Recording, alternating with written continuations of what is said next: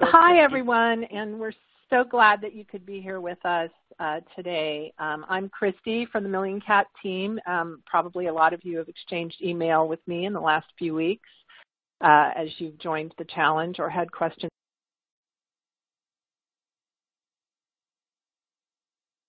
that you wanted to have answered, and now you can get them answered by the real experts, our founders. However, before we begin, I'd like to say a few words about Maddie's fund and Maddie, the little dog who started it all. The Million Cat Challenge is sponsored by Maddie's fund, and without that support, we wouldn't be here. They are also generously offering the grants to challengers that have brought many of you here today. Their support has been invaluable to us and to cats. Maddie's fund, which a lot of you may not know, was founded by Dave and Cheryl Duffield to honor the spirit and unconditional love of the dog who was there for them while they were struggling to start a business. She was a little miniature schnauzer named, of course, Maddie. And they promised Maddie, when she was there with them at their toughest times, that if they ever made it big, they'd work to make the country a better place for dogs and cats in her honor. And I know a lot of us sit around going, well, if I won the lottery, I would do this and do that. And the Duffields have had the opportunity to actually fulfill that dream for themselves, for the memory of Maddie, and for all of her kind in the United States. And we are so very grateful to them. We would like to thank Maddie and also to thank the Duffields for having their hearts open to being inspired by her spirit and her love, and to thank Maddie's Fund for knowing every cat counts. Today, we are very lucky to be joined by the co-founders of the Million Cat Challenge, Dr. Julie Levy of the Maddie Shelter Medicine Program at the University of Florida, and Dr. Kate Hurley of the UC Davis Koret Shelter Medicine Program. Dr. Levy has been performing research into community cats for many years. She is the author of more than 100 journal articles and textbook chapters, many of them on community cats and other cats. She is the founder of Operation Catnip, with 2 university-based feral cat spay-neuter programs that have sterilized more than 45,000 cats since it was founded. Her interests have centered on the health and welfare of animals in shelters, feline infectious diseases, humane alternatives for cat population control, and contraceptive vaccines for cats. She's the recipient of the Carl J. Norden Pfizer Distinguished Teacher Award, Outstanding Woman Veterinarian of the Year, and the European Society of Feline Medicine Award for outstanding contributions in the field of feline medicine. Not to be outdone by that, Dr. Kate Hurley of the Koret Shelter Medicine Program began her career as an animal control officer. After graduating from the UC Davis School of Veterinary Medicine, she worked as a shelter veterinarian in California and Wisconsin. In 2001, she returned to UC Davis to become the first in the world to undertake a residency in shelter medicine. Following completion of the residency, Hurley became the director of the UC Davis Shelter Medicine Program. She says 2 of her proudest achievements are co-authoring the Association of Shelter Veterinarians Guidelines for Standards of Care in Animal Shelters and co-editing the textbook Infectious Disease Management in Animal Shelters. And actually, I misspoke. There were 3, and the third is co-founding the Million Cat Challenge. She says she loves all things shelter-related, but her particular interests include welfare of confined dogs and cats, humane and effective strategies to manage community cats, infectious disease, and, of course, topping the list, unusually short dogs. So we're really delighted to be able to bring Dr. Hurley and Dr. Levy to you today to answer your questions about the Million Cat Challenge, to help you understand how it can help your shelter save more cats. And with that, I will turn it over to you, Dr. Hurley. This is Julie, and I'll be starting off our presentation today. Oh, sorry, Dr. Levy. I do welcome everybody. It's quite an honor to be here with our participating shelters. And I know a lot of the folks online today are new members of the Million Cat Challenge that joined this May. And so we thought we'd bring you up to date on what the Million Cat Challenge is, how to complete your registration if you haven't done so already, and how to leverage all of the resources that we have in the Million Cat Challenge. The Million Cat Challenge is a shelter-based initiative to save 1 million more cats in shelters over 5 years. This means that we're challenging all of the shelters that join to work with us together to share experiences about what has worked in shelters and to hear from shelters that are struggling to save more cats. This is an initiative about shelters. It's not about the academic programs that are hosting the Million Cat Challenge, but really that peer-to-peer advice that you all can offer each other, either through content on our website, through our webinars, or most importantly, our online Yahoo discussion group. This is about the victories that you're having every single day to save more cats. An aspect of the Million Cat Challenge that is really at the heart of what we do is that we do trust in the inherent desire of shelter professionals to improve care and outcomes for cats. This is not about attacking, not about criticizing. We do ask for shelters to share their data with us, and that's a risk that we understand that some shelters struggle with when they're not being supported by their community. However, the data is all kept confidential, and we roll it up to one big number that we report out. But what we do look at when you're submitting your data is shelters that are really knocking it out of the park and connecting those shelters with the shelters that are asking for help. Again, it's a very safe peer-to-peer environment. We also have collected support from all of the national organizations in animal welfare. You can see from the brands that are listed here that we've collected everyone from Alley Cat Allies to National Animal Control, ASPCA, HSUS, Best Friends, Petco, PetSmart, and others. And one thing that's really unique about this project, and the reason why there's so much support, is something has happened to make this the time when the entire animal welfare industry is turning their attention towards the plight of cats. They've been neglected so long as focus was placed more intensely on dogs, and this is the time that shelters are prepared to think about how we can serve cats better. We also want this to be a fun and inclusive community that supports, enhances, and celebrates shelters saving cats' lives. To join the challenge, we ask for a commitment just for your shelter to save at least one more cat, and we're going to help you do that by putting you together with the resources that you need to save more cats. But we're hoping that you'll think about this and think about stretch goals. What can you do to save a lot more than one cat in the future? Really all the cats that should be saved.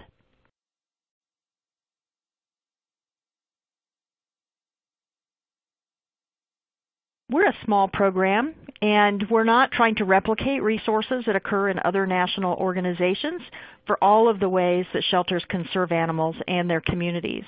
In our travels on shelter consultations, Kate and I have come to understand that there's a few key tactics that seem to really be transformational for how shelters take cats. In fact, we've boiled those down to 5 key tactics that are the laser focus of the Million Cat Challenge.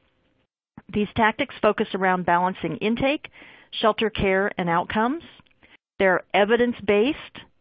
They've been proven successful in shelters that are big and small, rich and poor, new and old, urban and rural. So all shelters can implement these tactics at some level if it's a good fit. But it's not required that all shelters employ all of the tactics in the challenge. They've been proven to work in all kinds of situations, regardless of the resources that are available. And they can be implemented all at once, one at a time, or just partially. So I'm going to go through those 5 initiatives, make sure we're all on the same page of what we have found to be the low-hanging fruit for saving cats in shelters. And this is what all of our resources and our expertise and Ask the Experts are built around. The first one is alternative to intake. And we define this as positive alternatives to keep cats in the home or community when admission to the shelter is not the best choice. So think of ways that you can help cats have a better outcome than coming into the shelter. And some of the ones that come immediately to mind are situations where a family has to give up a pet they love because of an unexpected medical expense. And how much better we can serve that cat and that family if we can provide that veterinary care and keep it in the home that loves it. The alternative is taking the cat into the shelter. We still have to provide the veterinary care, and we've broken the human-animal bond. So think now about how your shelter might be employing alternatives to intake in this poll question. How many of you are using alternatives to intake in your shelter? That would include diversion programs that provide support for community members to foster underage kittens or pets that are trying to rehome, pet food banks, behavior hotlines, and other activities that help support keeping cats out of the shelter in the first place.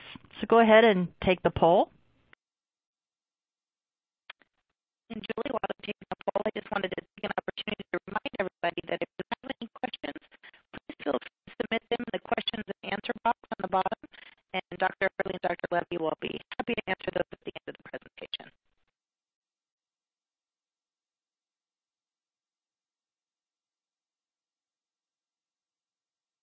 Seem to be having a few audio issues here.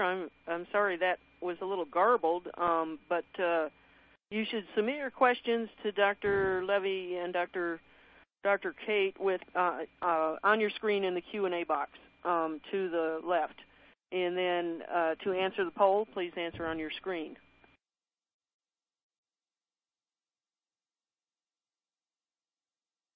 All right, here's our poll results. And how exciting is this?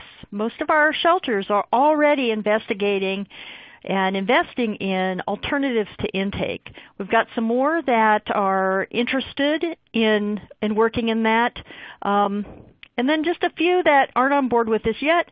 Most likely this is because you haven't really investigated what those are, and this is where our communications provided by the Million Cat Challenge are so fruitful.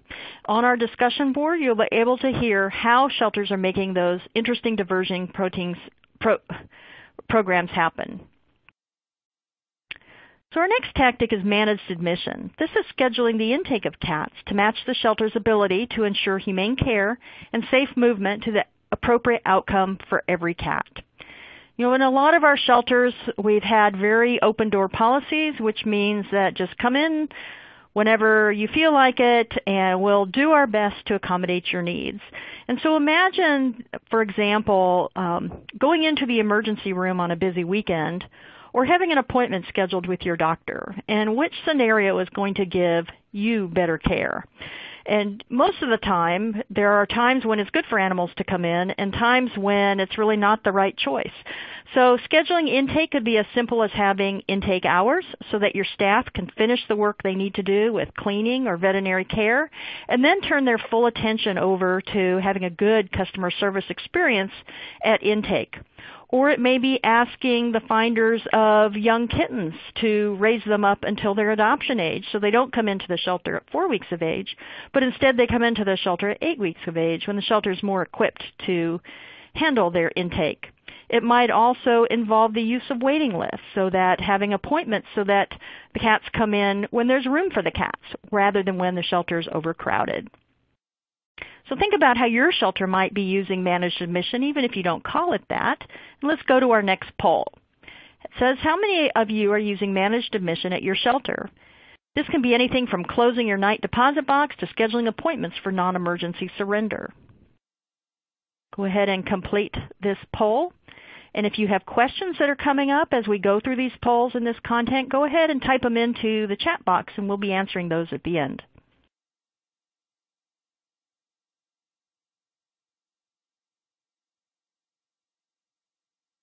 A few more seconds for you to ponder this poll.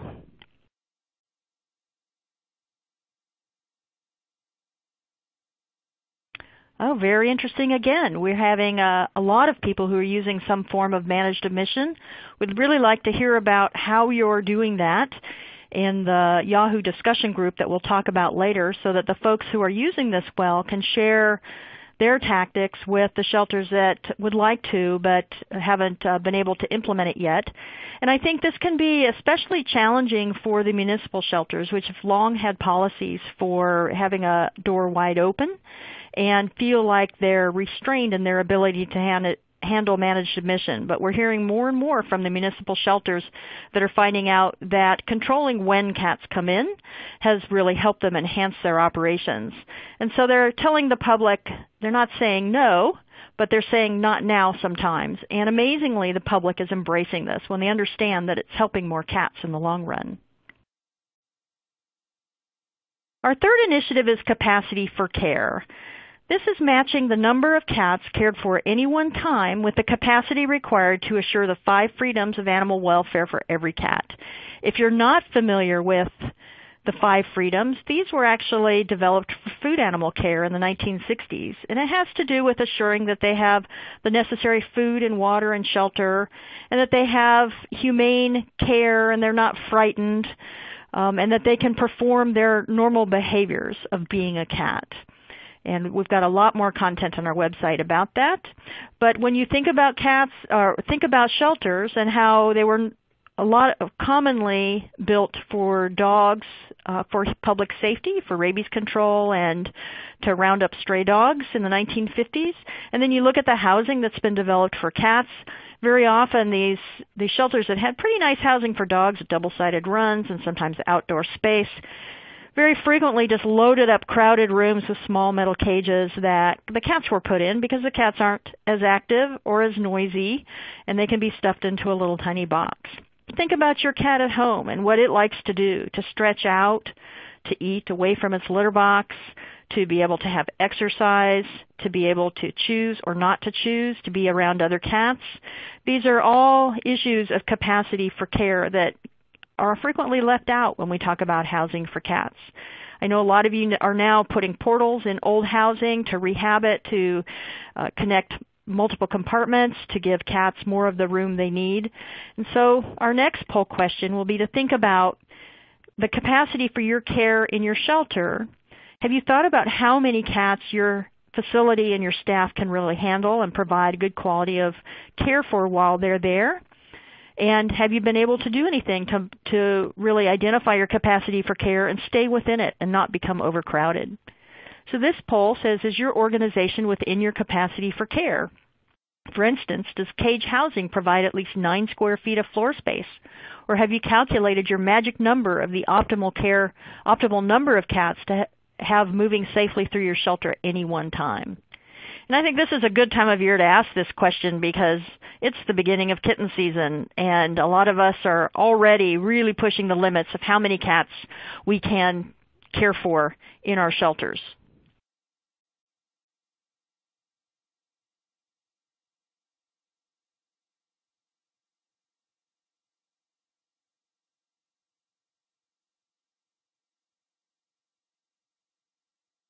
You know, as you're thinking about adding questions to the chat list, another thing you could add is if you've been particularly successful with a program or a project that is associated with the 5 initiatives, share that comment. Or if you have any questions that seem like major barriers to starting one of the initiatives that you'd like to, post that in there too.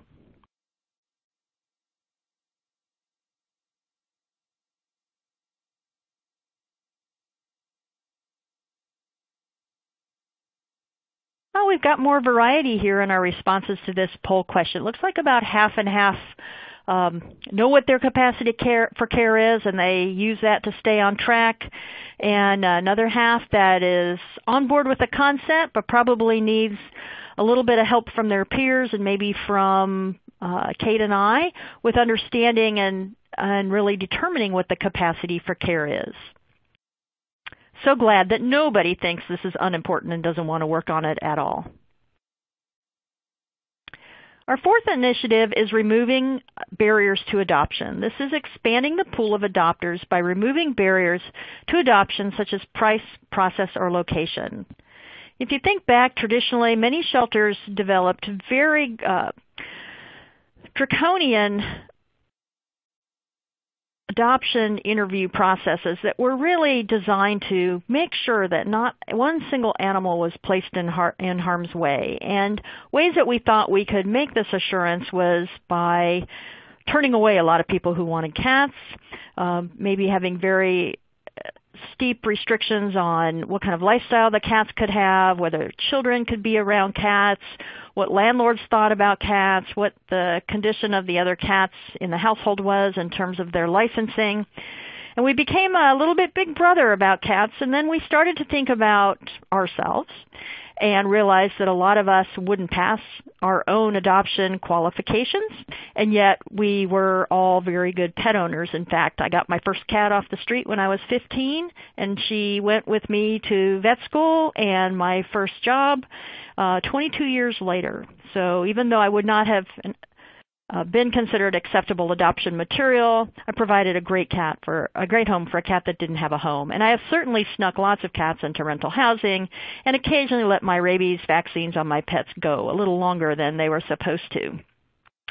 So we've begun to understand that being a little judgmental and a little more supportive of pet owners has opened up a whole new audience of people that could save cats with us.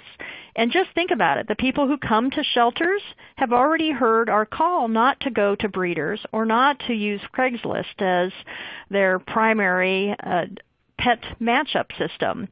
So even if those adopters who are coming to us need some more help to be really excellent pet adopters, we should be there for the safety net. Because what's the alternative? If we turn them away, are they not going to get a cat? Probably not.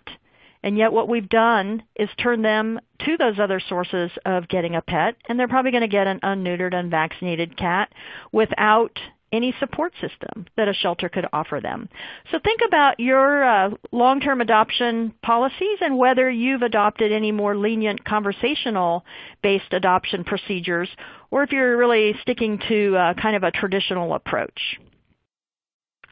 So this poll says, have you experimented with removing barriers to adoption in your shelter using open-ended interviews or other adopters welcome approaches?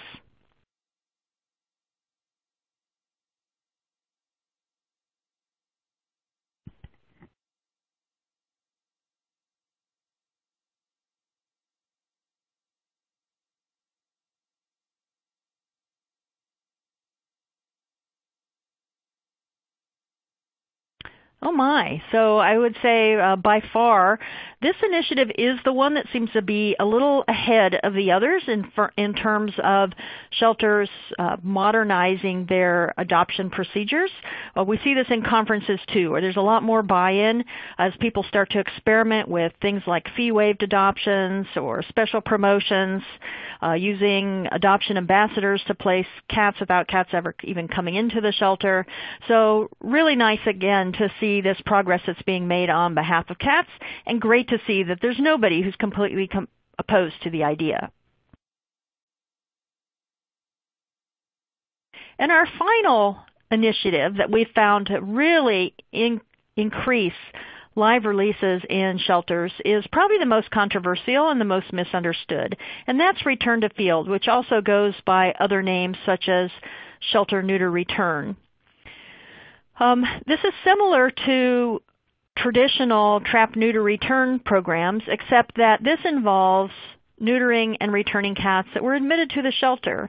And it's sterilizing, vaccinating, and returning healthy, unowned shelter cats to the location of origin as an alternative to euthanasia. And what's different from traditional return or TNR programs is that in this case, there might not be a known caregiver involved, but the assumption is made that if a cat is taken from a neighborhood and it's in good condition, that it is associated with the resources that it needs to thrive. And this is particularly appropriate for shelters that are not yet saving all the healthy and treatable cats in their shelter, because it's another live outlet. So rather than crowding a shelter with more cats, especially slow-track adoption cats, those cats can go back to their neighborhood. And besides this addressing issues of community cats that don't have one specific owner that's caring for them, it also addresses the abysmal return-to-owner rate that most shelters have for cats that come into their care. In most cases, return to owner rates for dogs for shelter strays are in the 20 to 50% range, and sadly the case in cats is about 2%. There's a lot of reasons for that, among them that cat owners frequently don't look in shelters for their cats soon enough to find them. It's also been shown that cats that are lost are 13 times more likely to return home on their own than they are to be reunited via shelter visit. So if we neuter and return cats and put them back in their neighborhood, they're far more likely to get back to their home than they are if we take them and keep them in the shelter. So think now about your own shelter and where you are with the concept of shelter neuter return or return to field programs for our next poll. That says, do you provide alternatives to adoption for cats who come into your shelter, such as spay, neuter, vaccinate, followed by returning them to where they came from, barn cat programs, warehouse, or other business placements?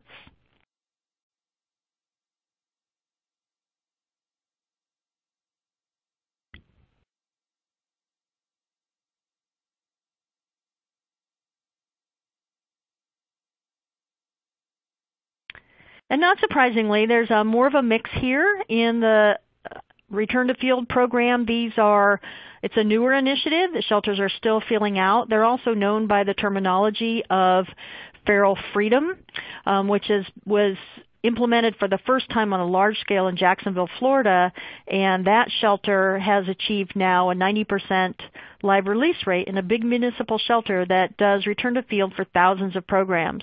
And they've monitored these cats over time. Initially, a large number of the cats were microchipped so they could tell if they were repeat offenders in the shelter, and they frequently were not.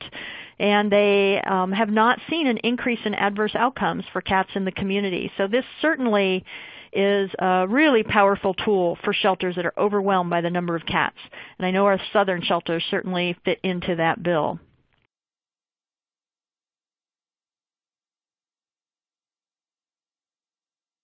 So in wrapping up this section of the presentation, one of the questions we're frequently asked and that sometimes keeps shelters from joining the Million Cat Challenge is the idea about whether shelters have to be adopting and embracing all 5 of these tactics.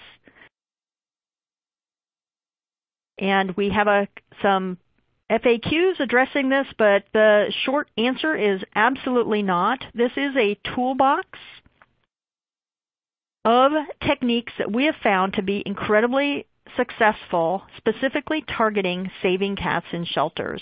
And so which of these tools and what order these tools might be rolled out in your shelter is very, very independent. So don't let one of or more of the initiatives that aren't a good fit for your shelter stop you from joining and embracing the ones that are. Remember, to join the shelter and be an active Million Cat Challenger requires only that you commit to saving 1 more cat this year than you have in the past, but we're hoping that by embracing these initiatives in full or in part, you're going to be saving many more than 1.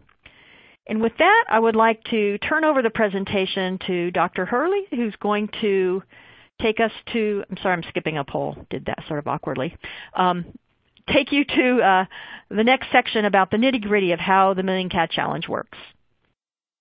And this is Christy again. Before Dr. Hurley begins, I just want to let people know it really helps us out if you could submit your questions as they occur to you rather than waiting until the end. And there's a Q&A box over in the left-hand column of your screen.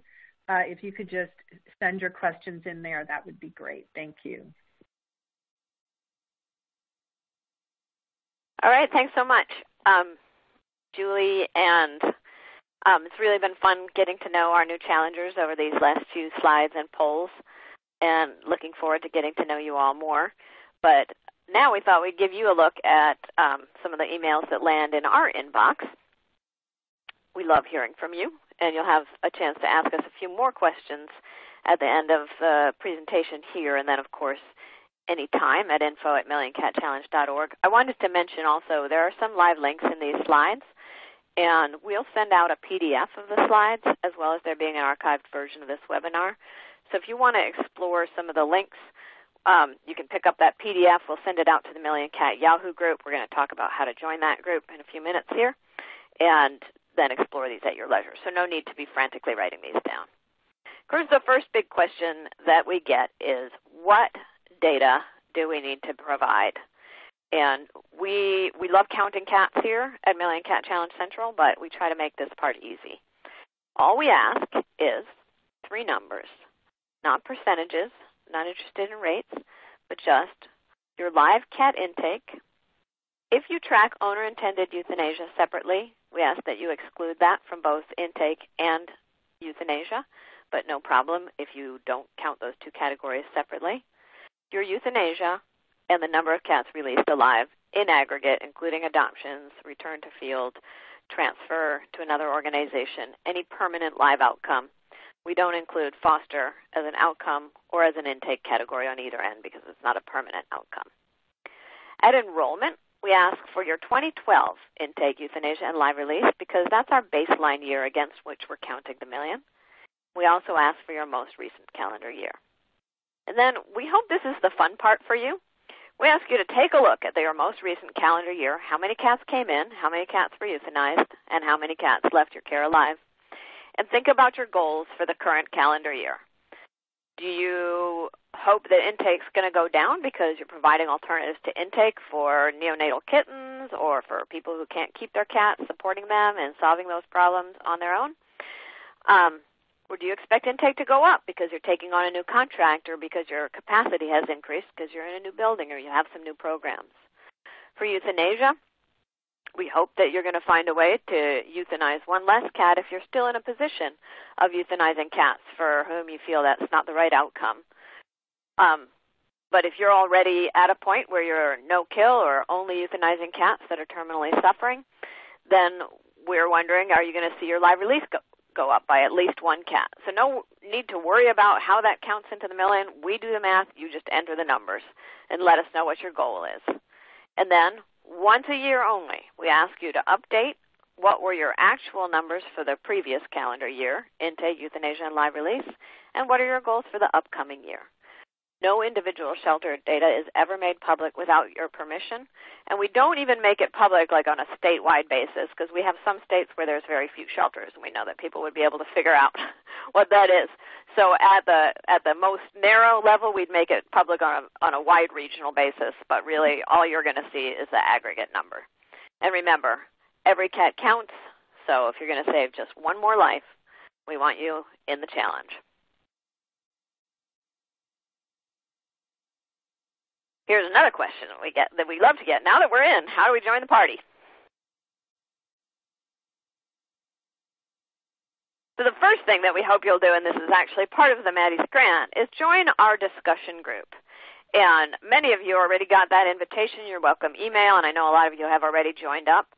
But I encourage you to think about who else on your team would benefit. And the more people in your organization that are part of the conversation, the more robust that whole conversation is going to be. So think about who's on your management team. Think about if you have a veterinarian or a medical team, would they benefit from joining that discussion? Maybe it's your volunteer coordinator who's really excited about implementing some new programs for cats. So that's at your discretion. I tried all kinds of ways to Google this group. You can't find it. It's a private group. It's invitation only. But I've got the link posted there, so if you're already part of the group, you can get it from the slides, or you can always just email us at info@millioncatchallenge.org. When you request an invite to join the group, just remember to tell us what challenge or shelter you're with, because it is a group that's limited to challengers only.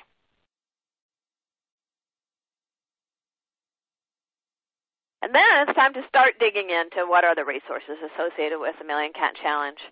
And, of course, we hope that you'll spend some time on our website if you haven't already.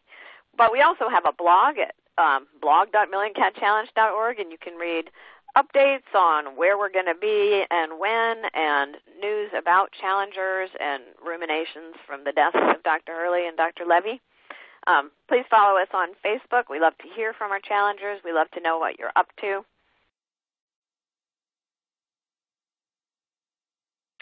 And if you are on our website and you're new to the challenge and to the 5 initiatives, we've talked about them very briefly, but we have much more detailed information on the website at our resource center.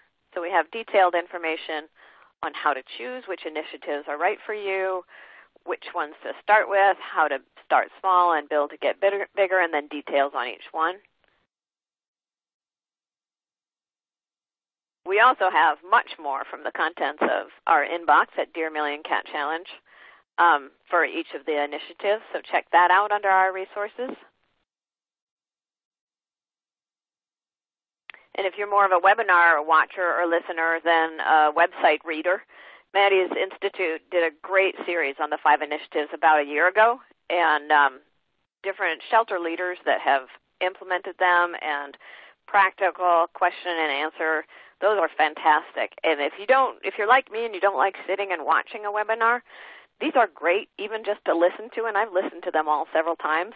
I listen to them like a podcast when I'm on my way into work, and the Q&A is inspirational, and then you can always go back and check out the slides if you want to see the images that were associated with whatever you were listening to.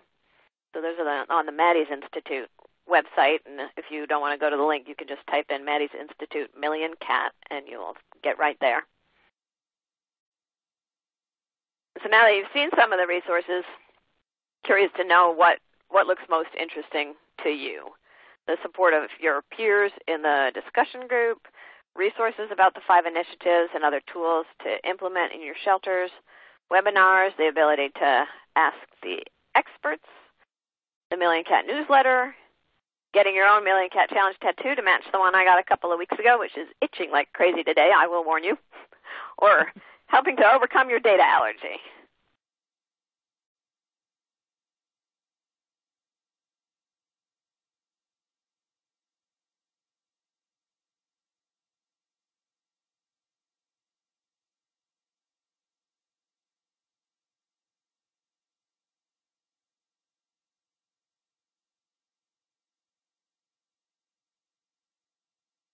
I love your enthusiasm. 16.7% of you. Well, if you're going to be at the Best Friends Conference in Salt Lake City, I'm thinking about getting a little addition to my tattoo there, so join me. Or if you get your own Million Cat Challenge tattoo, be sure and send us a picture. And meanwhile, we'll take this under advisement and work on bringing you the resources that you're interested in.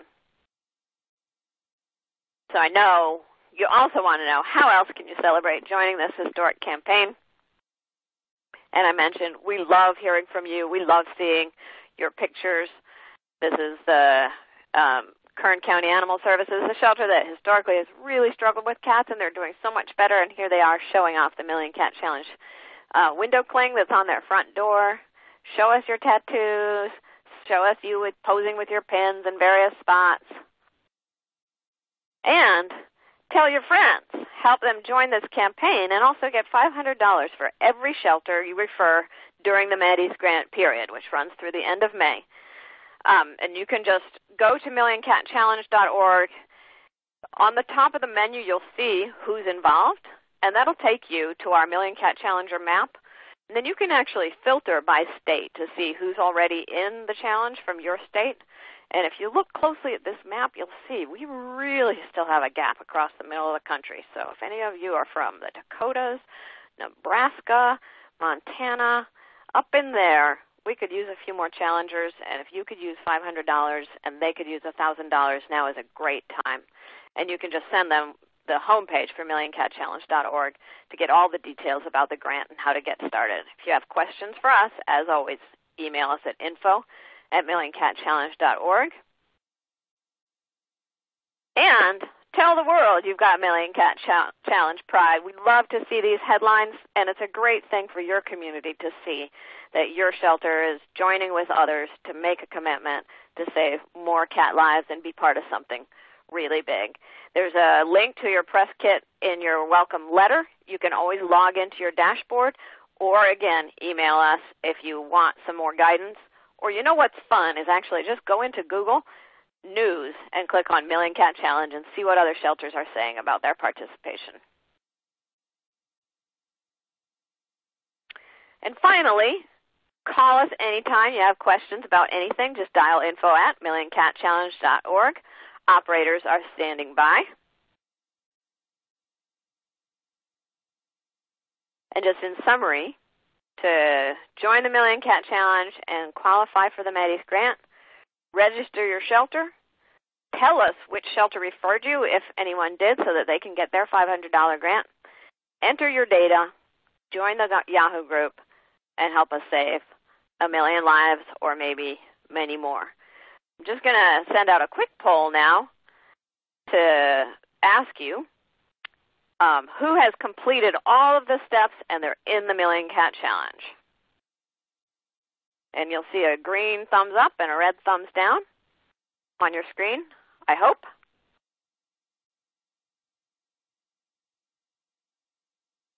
Woohoo!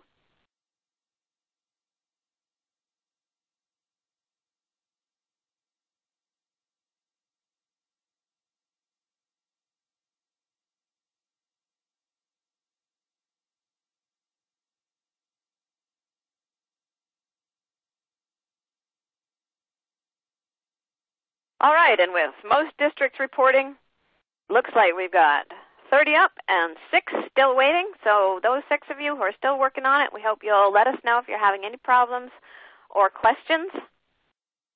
And that brings us to our final poll question. And I'll tell you, if you can write in a better way of asking what excites you most about the Million Cat Challenge, we would love to know how to ask that question. But is it being one of the cool kids? Is it saving cats? Is it the joy of data? Is it knowing that one day you'll be able to stand up and say you were part of the million? Or is it really all 4? It's hard to choose.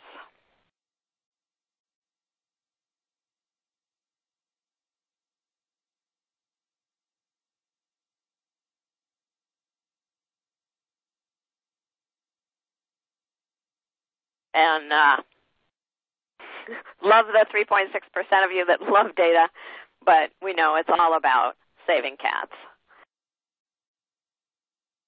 With that, thank you for joining us today on your lunch break or your afternoon break, depending on what time zone you're in.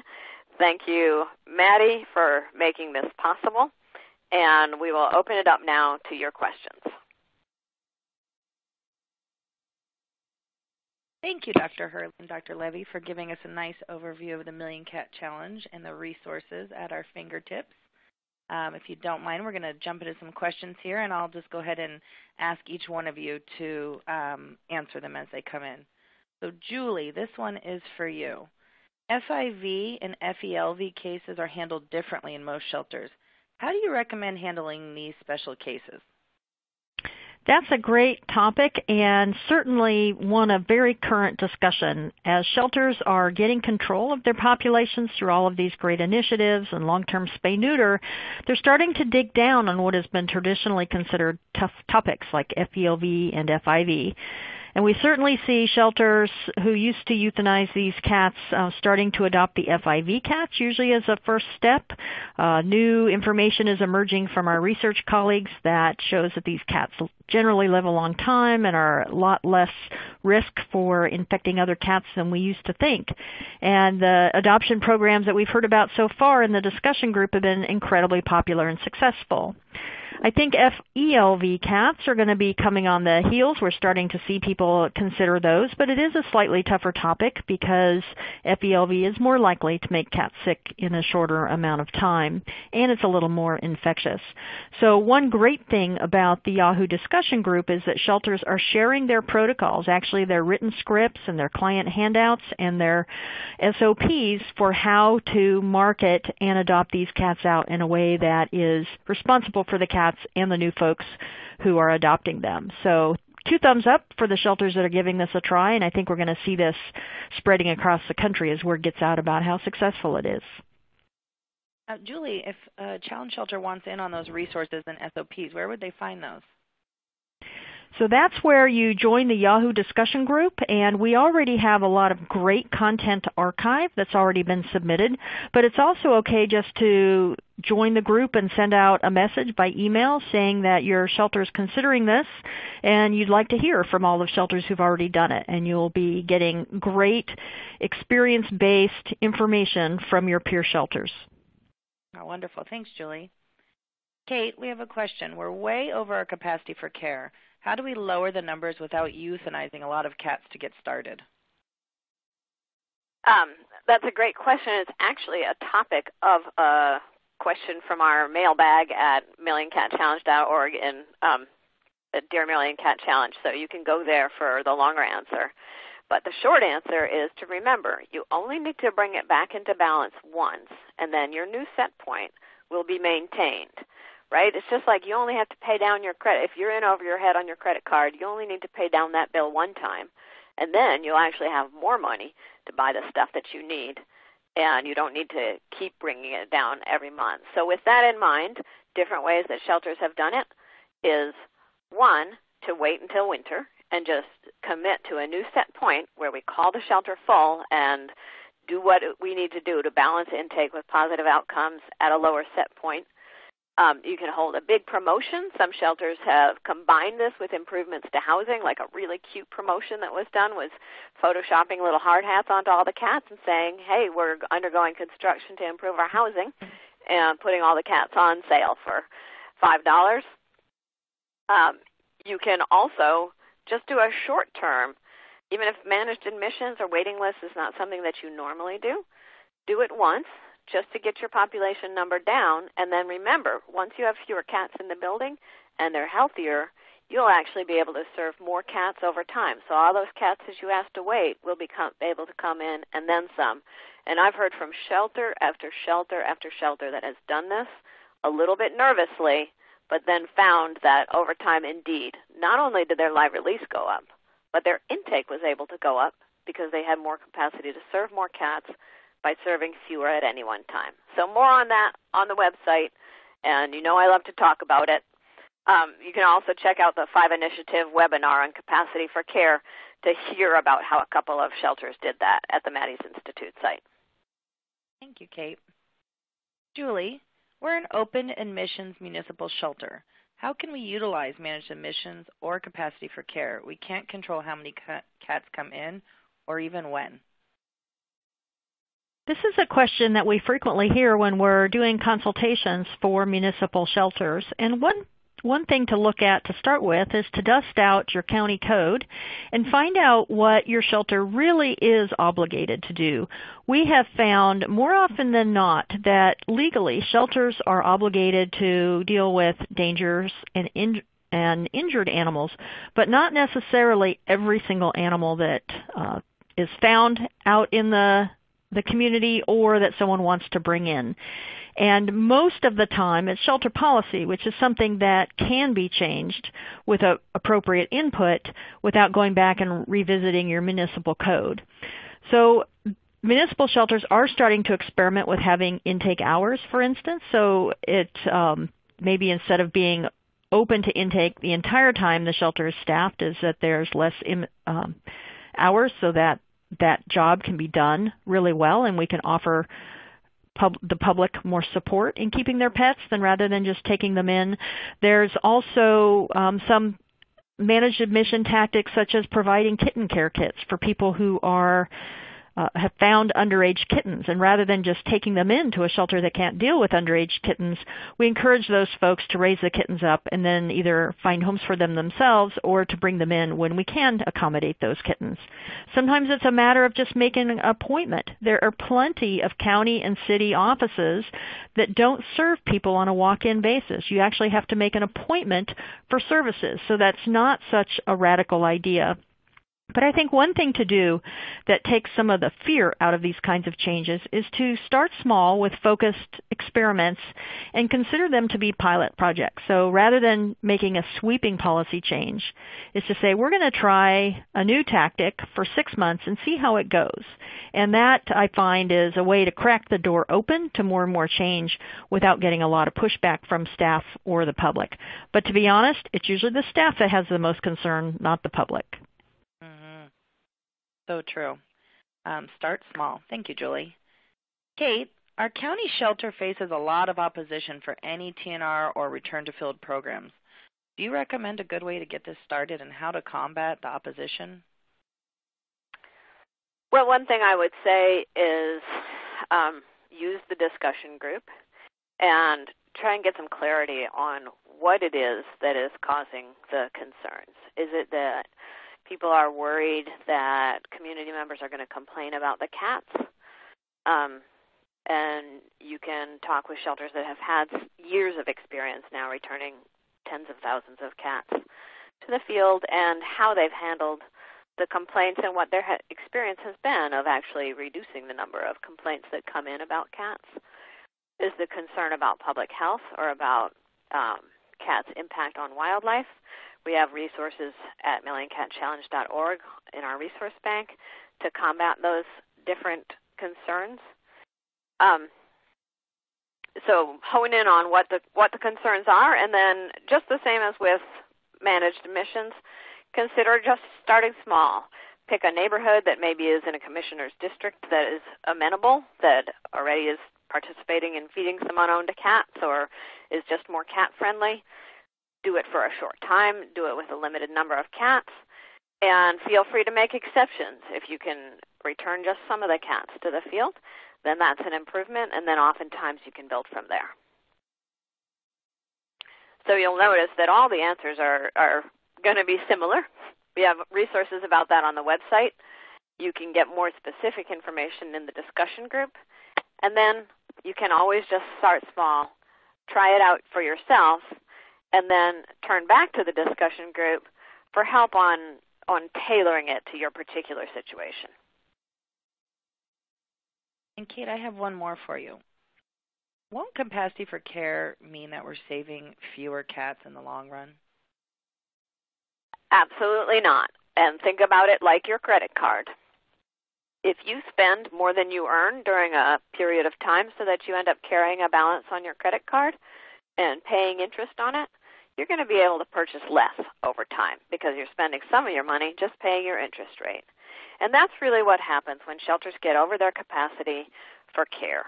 Cats get stressed, they get sick, they stay longer, and you end up spending some of your precious resources just dealing with having cats that aren't real happy and aren't real healthy in your shelter.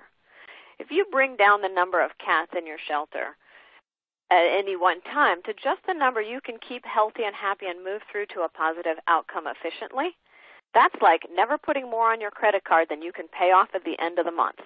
That means you're never spending money on interest. You're spending it all on the good stuff that you want. And you're never wasting a day of care on a cat that is not moving towards his or her right outcome. And consistently, we find that shelters that go to capacity for care actually end up serving more cats over time. Sometimes that means admitting more cats and finding homes for more cats. Sometimes that means transferring in cats. One of the shelters we worked with that went to capacity for care and dropped their housing capacity by about half now actually is transferring in cats from here in California over 1,000 miles away because they're moving cats through their own system so efficiently. But sometimes it also means helping more cats in your own community by investing in programs to help all cats that are out and about, like neuter return programs, like low-cost spay-neuter, or other programs to help keep pets in their homes, because you're not investing so much in taking care of cats that are sick or stressed out. So talk about capacity for care is really sort of the magic initiative. The hardest thing about it is that it seems too good to be true, but it really is. Taking better care of cats is win-win-win for staff, for cats, and for the life-saving success of the organization. So URI is the interest I'm paying on being overcrowded. By finding my magic number, I'm eliminating the interest, and I can ultimately spend more. Yep. Thank you, Kate. Next question. How do we know if we've completed our data properly to be approved for the challenge? If your data is not completed or if your data hasn't been approved, you'll hear from somebody at the Million Cat Challenge team. If you don't and you've been invited to the Yahoo group, you can assume that your data is entered properly.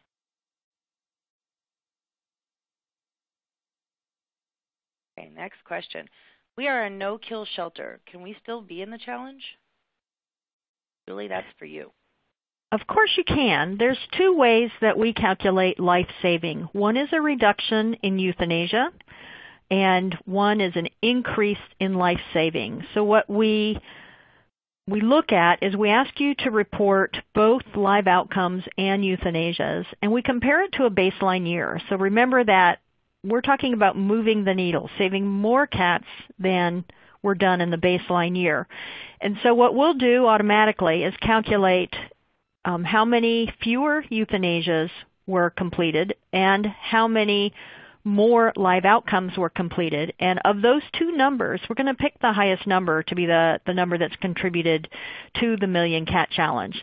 So for a no-kill group that only euthanizes animals for medical or behavioral reasons, then we would be thinking that your stretch goal would be how to become more efficient so you can save more cats in your community. And that might be transferring more cats out of the local municipal shelter. It might be raising more orphan kittens up to live outcomes, or it may be serving the public so they don't have to give their cats up in the first place.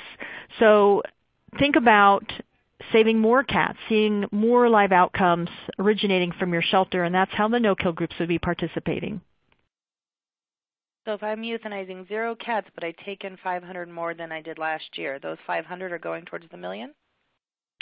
They'll go towards the million when they leave your shelter. So just accumulating and intaking more cats isn't what we're looking for. This really isn't a sanctuary movement per se. We're looking for more traditional sheltering, how to move cats in through the system to appropriate good outcomes at the end, whatever that takes.